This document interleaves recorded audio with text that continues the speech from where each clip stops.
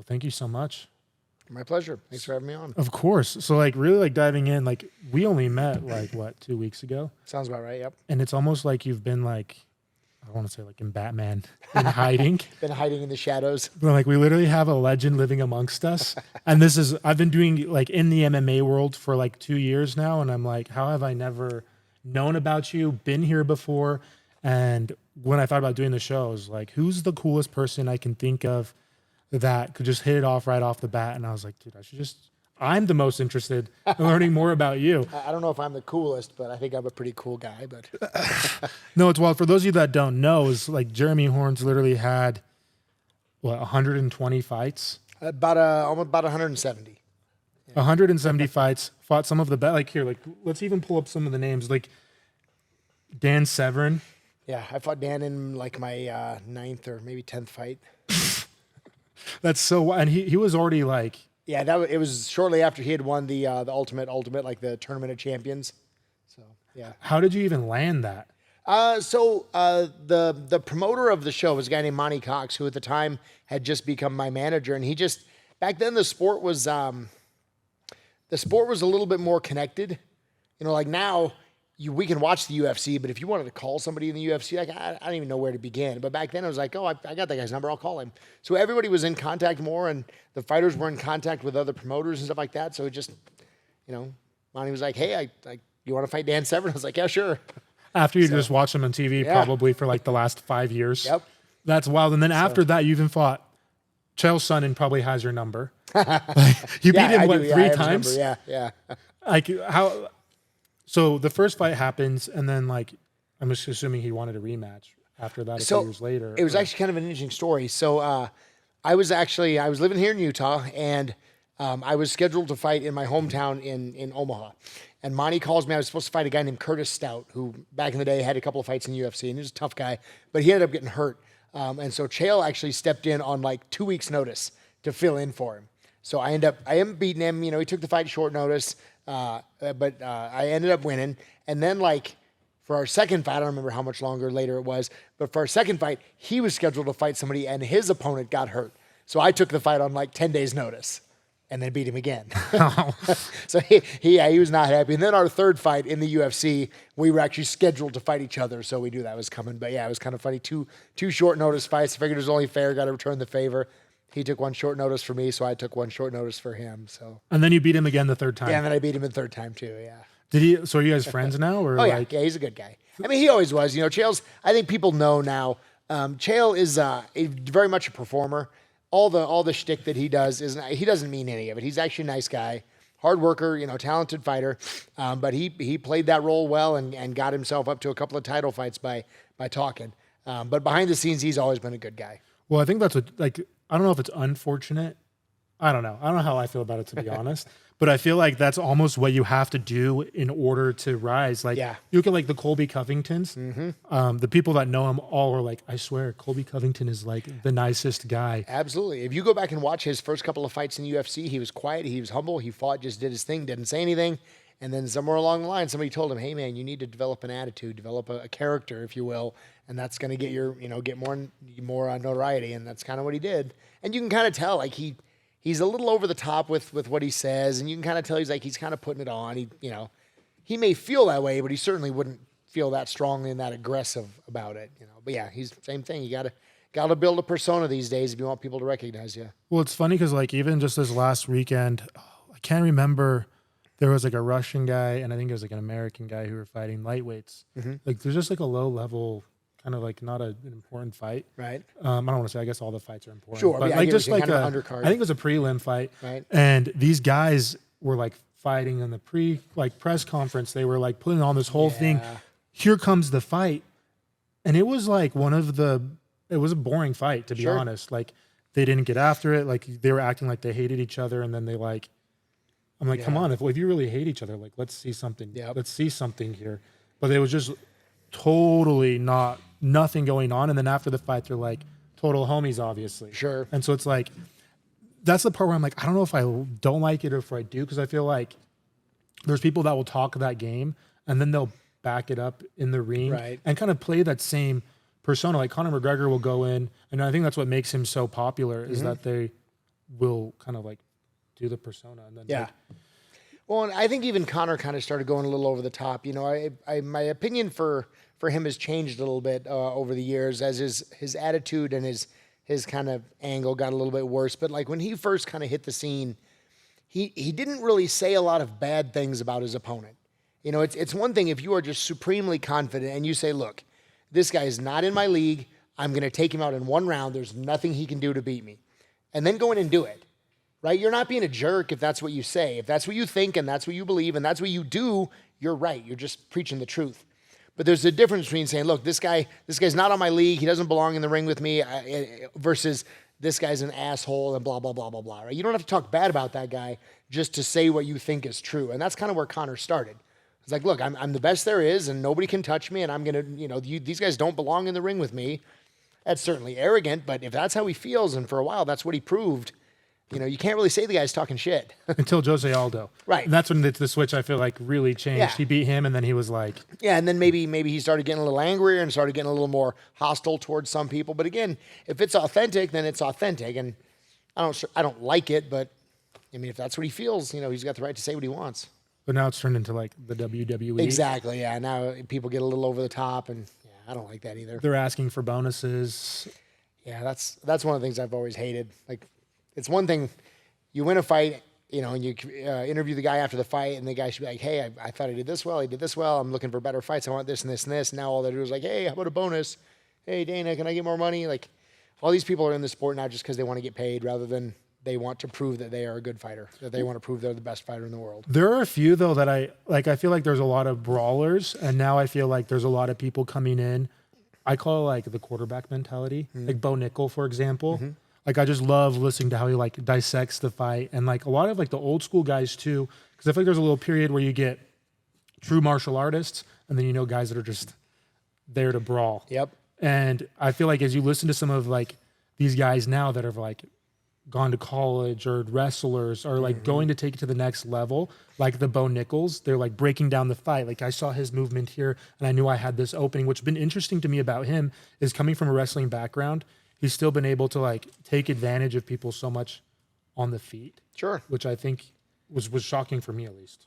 Like, what ends up happening with people when they fight him is they are so nervous, and rightfully so, that he's going to take them down, that they have to put all their focus on stopping that takedown, which means he has kind of free reign to throw whatever punches he wants. Because all he's got to do is look at their legs, and they're terrified that he's going to take them down. So it actually it's a huge advantage for him. Because in what these guys should do, and this is kind of what I always tell my guys, is obviously the fight starts on the feet, and you need to be concerned about getting knocked out before anything else. Because if that guy shoots a takedown and I don't see it coming, he takes me down. The fight's not over. But if he throws a punch at me and I don't see it coming and he knocks me out, the fight's over. So of the two, I don't care if you take me down. I don't want to get knocked out. I'm going to make sure that's my first line of defense. If you fake a shot and throw a punch, I'm defending the punch.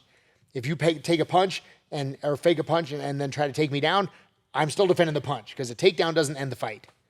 And that's the thing. These guys they're so terrified of being taken down that they have to put all their focus on that, and then they get knocked out. And he certainly showed that he's got decent power, but still, he just flinches at people's legs and they drop their hands to their knees and then he knocks them out. Well, that makes sense because I feel like they're not even putting their hands up. Like, right? It's so common now. You see a lot of these grapplers, which I feel like that's their strong suit. And so I would be even more, if I were them, which I'm not anywhere near their skill level. So, but like, I would be more nervous about getting punched my lights out than I agree. Someone else taking me down when I'm already a grappler. Or like one example of this, which I think it's crazy. It's literally boggles my mind. He hasn't had a fight in so long is Ryan Hall. Because I mean, if you watch him fight, his hands are down by his knees and he's just like trying to look for that like exterior leg entry. And I mean, with Ilia Topuria, that wasn't his last fight, but it might have been. Was it? I can't remember. Yeah. He I haven't seen him fight in a while. In solo, that's his only loss, I think. And yep. Like the only reason he lost was because he wasn't defending against a guy who does have high level jiu-jitsu and grappling, but who's mostly a striker, who's powerful. And so like I guess I realized that, but it just is wild. Like Bo Nickel hasn't even had to attempt a takedown really. Like he just goes like this, boom, hands down, knocked out. It's just I'm excited to see like the next opponent that he gets into. Like looking at your other opponents that you've had, like Chuck Liddell. Anderson, you fought Chuck Liddell how many times? Twice. And Anderson Silva. Like, to me, I guess hindsight might be 2020 now, because looking back, I don't know, 10, 15 years. Yeah. It's like, God, my second fight with Chuck was almost 20 years ago. We fought in 2005 for our second fight. oh my gosh. And that one is in the UFC? Yeah. I'm taking you through, like, so fighting Chuck Liddell, obviously the first time, you guys were both young then? Mm-hmm. Yeah, that was in 98, I think, maybe 99. Okay, and he was nowhere near what? No, that was my third fight in the UFC, I think. So like maybe my 9th or 10th fight overall. And I think that was his 7th or 8th fight, and I think that was his second fight in the UFC. Well, and then you guys had a championship fight. Yeah. Well, the first one was it was actually just kind of a regular card fight. Nothing special, not a title fight. And then the second fight was for his title. That's wild. Yeah. What was that like? Honestly, I've never really gotten too caught up in the hype of fights, because I'm more concerned about the fight itself. So I don't really care if there's a belt on the line. I don't really care about the fanfare and everything else that's going on. I just care about the guy that I'm fighting. So I do have a pretty easy time just ignoring all the rest of that stuff. I don't care about titles. I don't care about that kind of thing. I just want to win a hard fight. Well, like, you're pretty well-rounded. So, like, when you're preparing for someone like him, who's just strictly a pretty big puncher, what was, like, your mentality going into that? Well, actually, it's funny you ask that, because that's one of the fights where I actually did not prepare as well as I should have for that fight. So in that fight, I knew it was going to probably go 5 rounds, because he's tough and he's hard to take down and he's got good cardio. So my major focus in that fight was honestly just making sure that I didn't get tired. Like, my entire training camp, I trained for like 3 months straight for that fight. And really my main focus was making sure that I'm in good shape. So I would do conditioning like an hour in the morning, and then do some training and then teach, and then do more conditioning in the afternoon, and then take a break, and then more conditioning at night, and then train and teach. And I was, I was in phenomenal shape. Didn't really go in with much of a game plan though. My game plan was, I will not get tired no matter what happens in this fight. I will not get tired. So yeah, I probably would have done better had I had a little bit more focus on trying to take him down, because he is dangerous on his feet and he's hard to take down, but he's definitely he's weaker on the ground than he is on his feet, for sure. Mm-hmm. Not that he's weak there, but he's weaker than he is on his feet. So live and learn, I guess. Maybe. So, like, in hindsight, when you're preparing for like a big power puncher, would you have just been like, even though he's hard to take down, try to get it to the ground? Oh, absolutely. And then go from there. Yeah. And that's always been the heart of my game from the beginning. I'm a grappler. I want to take people down. My stand-up is decent, but it's not my strongest suit. My strongest suit is on the ground, so I want to take everybody down. And that's obviously, watching the fights nowadays, I'm kind of a little bitter. I'm like, why don't anybody go to the ground anymore? But I understand it's hard taking people down, and it's exhausting when you try to take people down and you get stuff and you're fighting through it the whole time. It's exhausting. But you look at guys like, I can't ever pronounce his last name, Merab Dvalishvili. I butcher his name every time. But, that guy will shoot 40 times in a fight and get 6 of them. When his cardio is just but he just doesn't care. He's just going to keep shooting over and over and over, and he'll mix in good striking. And that's what it needs to be. If you want to be a good grappler, you've got to just be relentless with that takedown. And you have to go into the fight knowing that I might fail 60, 70% of these takedowns, and I don't care. My cardio is good enough to keep trying and keep going and keep working. And it's exhausting, and it's horrible training that way. But that's what he does to people in the fight. Right? Well, I feel like people now are starting to have a pretty good base with at least defending takedowns and defending the grappling. But there's always this debate, and so I'm curious to get your opinion on it, is like, you have the people that are like, it's better to know like jiu-jitsu, judo, and kickboxing or Muay Thai, or it's better to be a wrestler and a kickboxer? I think, well, I guess it kind of depends on how you want to look at it. If you're okay rolling the dice a little bit when you fight, then it's a little bit easier to get to, I'm not sure how to phrase this, to get to a level in striking where you're dangerous. If you're reasonably athletic and you're reasonably hard-nosed and tough, and if you're just willing to step in there and swing, you might knock anybody out. You might get knocked out, but you might knock people out. So just flip a coin. If you got somebody like say Mike Perry, he's a decent boxer, but man, he does not give a damn. He's going to step in, he's going to swing hard. He might knock you out. You might knock him out. He doesn't care. That's what he's doing. Versus getting somebody to a reasonably competent level at grappling means now I might fail but it's not a flip of the coin. I'm going to fail because you're better than me, and that and no other reason, or at least less of a luck shot. So I think it's better to be a pretty solid grappler with reasonable striking than the other way around. Like I've been doing jiu-jitsu now for like almost 3-ish years, still new. Right. It's like, yes, like against other people who've trained less than me, I feel like I'm great, or someone who knows nothing at all.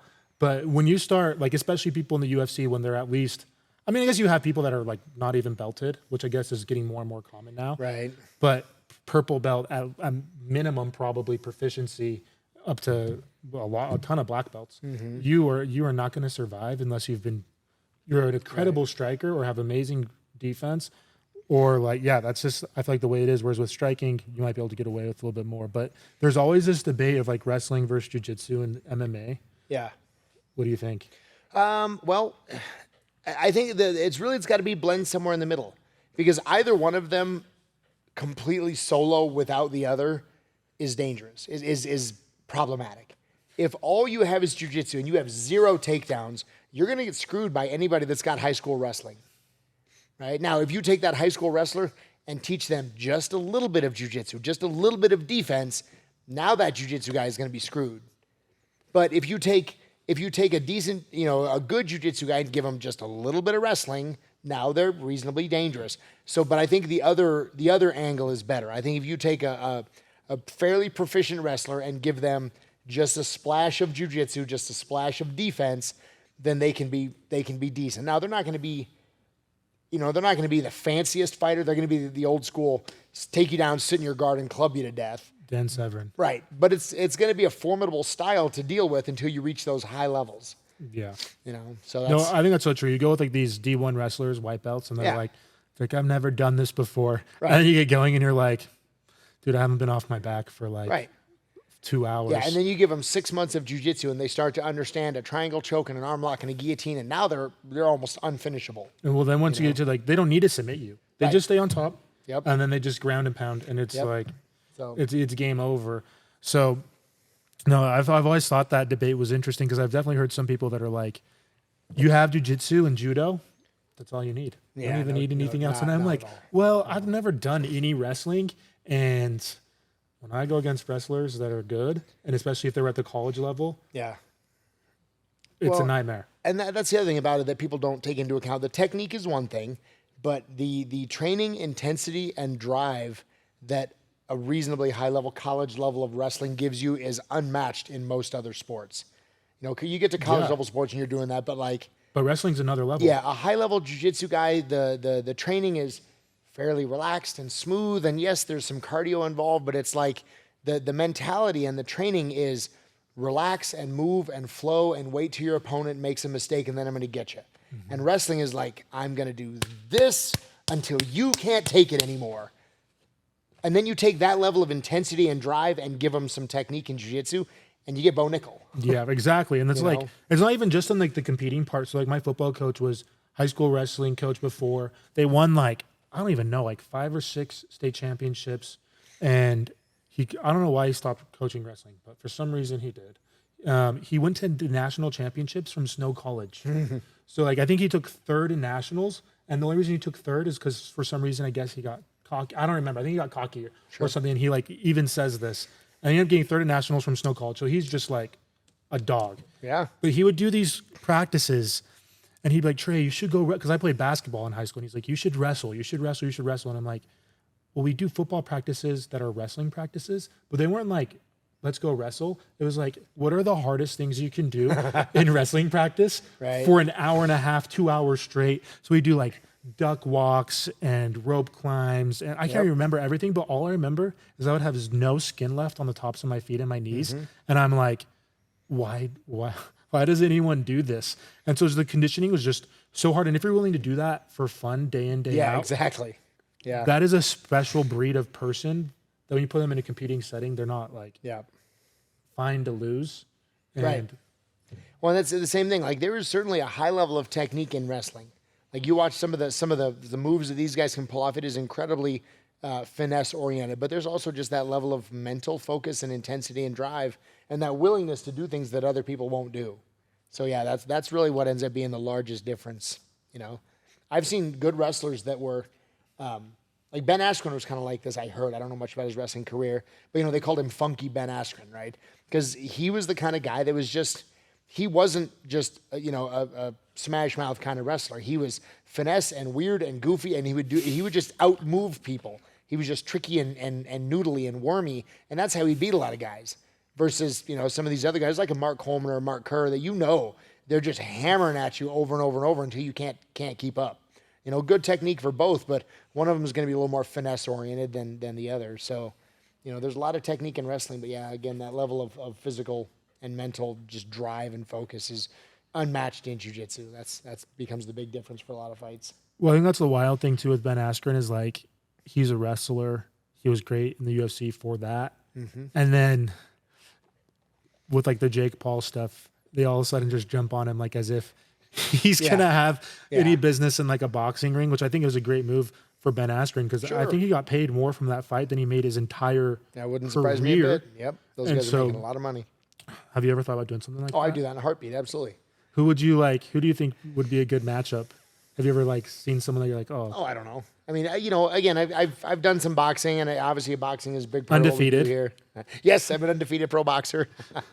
But yeah, I mean, you know, when Jake Paul first started pushing to fight everybody, I think he had maybe, it was just after he fought Askren. I was like, I'll fight you, please fight me. Of course, you know, now everybody wants to fight him because it's a huge payday. But when I saw it, I was like, oh, you want to just box a grappler, huh? I'm a grappler. Why don't you box me? You know, so.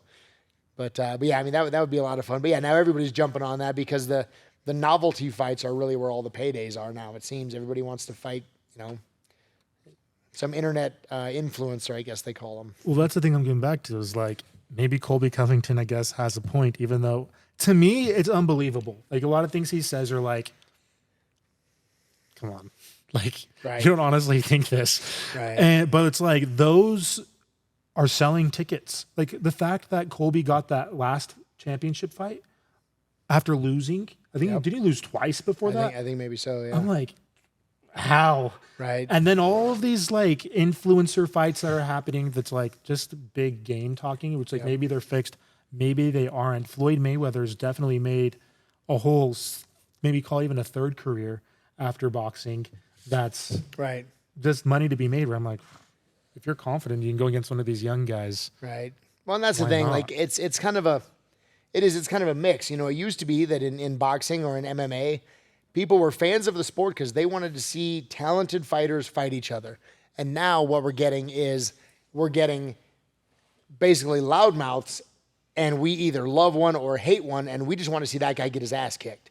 We don't really care about seeing a good fight anymore. We want to see somebody that I hate get beat up. And that's where kind of all these, you know, I guess it's good in a sense because it's kind of revitalizing the sport and there's more money in it and people are getting paid. But I mean, I still want to see good fighters fight each other. Well, I feel like the normal person doesn't know what good fighting is. So they just see like punches being thrown, some blood, and they're like, oh, they're good. They knocked this guy out. Yeah.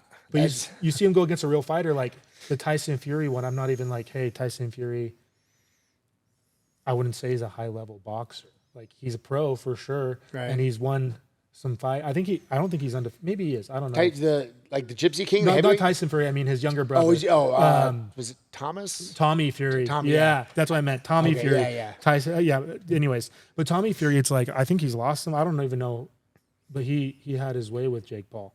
Yeah, I didn't see that one, but yeah, that doesn't surprise me. I mean, Jake, and again, not to say anything too bad about Jake. I mean, he's a young guy. He's obviously athletic, and it looks like he's training really hard, and he's got enough money to have good people around him, and he's a good athlete, so he will probably be an okay boxer, but he's not. He did not earn the spot at the top of the charts where he's got it. He bought it there, and so yeah, I don't expect him to do well against any other boxers, but credit to him. I mean, he's bringing attention to the sport. He's bringing money to all these other fighters, and he's doing what he loves. And it appears now he's actually taking. I mean, he fought Mike Perry. Yeah. I mean, again, Perry's not like a phenomenal boxer, but he's a hard puncher and he's a dangerous guy. And he's tough. Yeah, and he's tough. And Jake was willing to do it. Granted, quite a bit bigger than Mike, but you know, who cares? I mean, he's getting people paid and he's having fun, and they're signing on the dotted line. So Well, they're saying they're going to run it back in MMA. So yep, yeah. See, and if Jake's willing to do that. Like, more power to him, man. He's doing what he loves. He's making money doing. He's bringing money to everybody else. And yeah, he's kind of running his mouth a bit. But again, I think exactly. I think that's just part of the marketing angle that he's trying to use. Because if he was quiet and respectful about it, people wouldn't be as interested. Would not watch. People wouldn't care. Well, it'd be huge for the PFL because like the PFL is spending so much money. Like they bring on him, they brought on Francis Ngannou, and I mean those fights would be unreal. Like for them, that'd be a huge payday for them. So I just hope the PFL doesn't spend themselves out of the game because you can't keep dumping money in something like this and not get a return forever. For real. People, rich people don't stay rich by wasting money. No. They're willing to invest in stuff and they're willing to put money in stuff, but sooner or later they're going to be like, hey, this isn't making money. I'm pulling the plug. And then we're back to only one show. Yeah, there's no competition. So, yeah, I'm interested to see what happens. The last one obviously I think a lot of people know about the Anderson Silva fight. Mm-hmm. But like, yeah, what was that like? Because that was that not one of your last fights, but no, that was when was that? I think that was it might have been 2006 or 7. I'm not sure. It was a while ago. But no, I've had a handful of fights after that. So that one actually was I don't know. So I pulled a groin muscle really bad about 30 seconds into that fight, and I knew it was going to go downhill after that, and then he just beat the crap out of me for the rest of the fight. So I lost a pretty lopsided decision in that one, but that was in a show. I want to say it was called Gladiators. It was a show they did in Korea, like one of those Japanese organizations that pops up, does one show or 2 shows, and then never again. But yeah, we fought there, and it was a fun fight. I shot in. He sprawled on me real well. I tried to pick him up, and I stepped up wrong, and muscle popped, and I was like, oh, that was bad. I ended up finishing the takedown, but I could tell right away something was really badly hurt with my leg, and it just got worse and worse through the fight. By the end of the fight, I'm dragging it like Frankenstein, trying to chase him around the ring, and he just used me like a mobile heavy bag. So, oh my gosh, yeah, he just beat the crap out of me.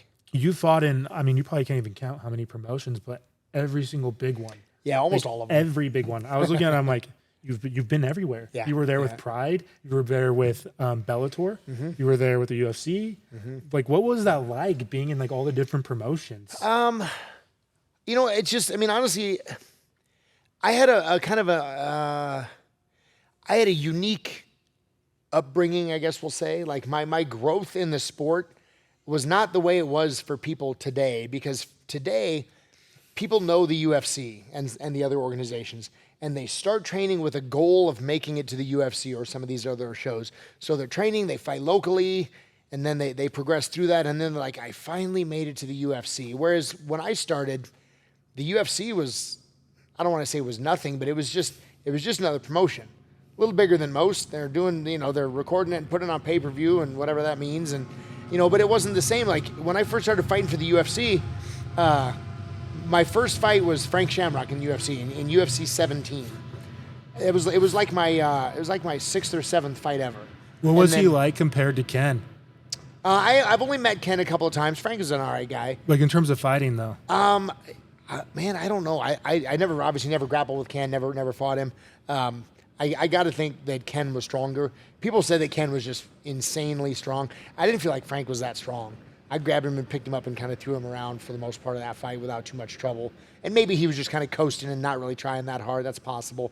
But that's dangerous. Dangerous game plan. Then let me throw him around for 15 minutes. But yeah, so I get into the UFC, and back then, like my second fight, my fight before the UFC was in like local promotion. It was, just in my backyard.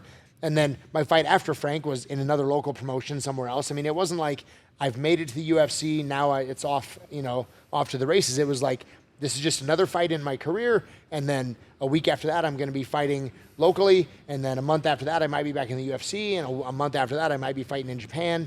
It was just part of the flow of fights. So it didn't really have the same impact that it would today for somebody getting to the UFC.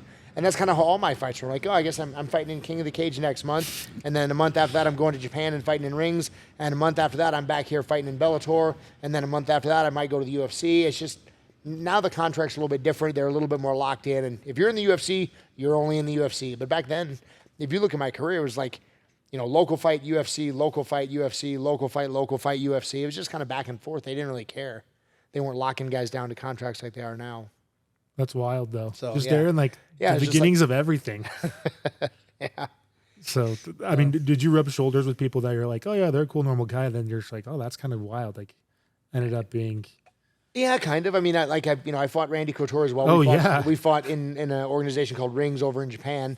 I had seen him fight in the UFC and I had a lot of respect for him. And I knew who he was. And I'm like, oh, if Randy's on the other side of that bracket, I'm probably going to end up fighting him. All right. It's just the way it was. Yeah, it's just the way it was. It's like, I don't know, man. I guess you look at it differently when you're kind of on the other side of the fence.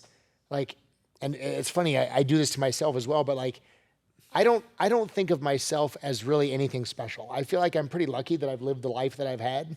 I've gotten to live basically the life of an overgrown child, just playing karate in the garage with my friends. That's what I do for a living, right? I don't have a job basically, even though I do, but I'm just having fun with my friends. And so I just feel really lucky and fortunate to have lived the life that I've lived, and the sport has given it to me. So when people are like, "Oh, you're Jeremy Horne, you're super famous. Can I have an autograph?" I'm like, "Why do you want my autograph? Like, I'm just a dude. I'm just a guy that gets to play with his friends. Like, you want to come hang out and train, And so that's kind of how I see the other fighters. Like, they're just average people that are just doing their thing. They're just doing a sport, right? But I do the same thing to myself. I remember one time I was at a buddy's house and we were watching the UFC. And as soon as we're watching the UFC and it's on TV and it's like the lights and the cameras and the music and everything's going crazy, and I'm watching one of the fights, and the thought actually popped into my head. I was like, man, I would love to be good enough to fight at that level. And the funny thing is, the two guys that were fighting were Chael Sonnen and Nate Marquardt, who I fought both of those guys. But I'm watching those guys fight, and I'm like, man, if only I was good enough to fight at that level. I was like, wait a minute, I fought both those guys. You're one of them. Yeah, exactly. But that's the thing. It's so funny when you get on the other side of it and you watch it on TV, suddenly it's like, that's something crazy and big. Like, you've been to local fights, right? Mm-hmm. Have you ever watched local fights on TV? No. So same thing. Like, if you're at a local fight and you're 3 rows back from live, you're just watching two guys on the other side of that fence punching each other. It might be like watching them do it here. But then you go home and you pull up the live stream feed and you watch it on TV and you're like, oh, wow, I'm watching pro fighters. It changes quite a bit.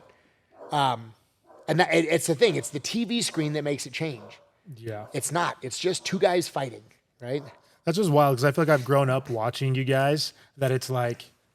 Right, exactly. Like, these are my guys. Right. And so. Yeah, that's what's funny about it is I don't see it as something special, man. I think I'm lucky that I've gotten to do what I'm doing, and I just feel fortunate for what the sport has given me, but I don't think I'm anybody special. Which is why, I mean, it's wild because it's like, I literally have like watched you guys growing up. Like, it's just like you idolize these people from when you're a little kid and you see it and you're like, I wish I could be as tough as those guys. Right. And I did the same thing. Like, watching the other fighters, I was like, man, I wish I was as tough as those guys.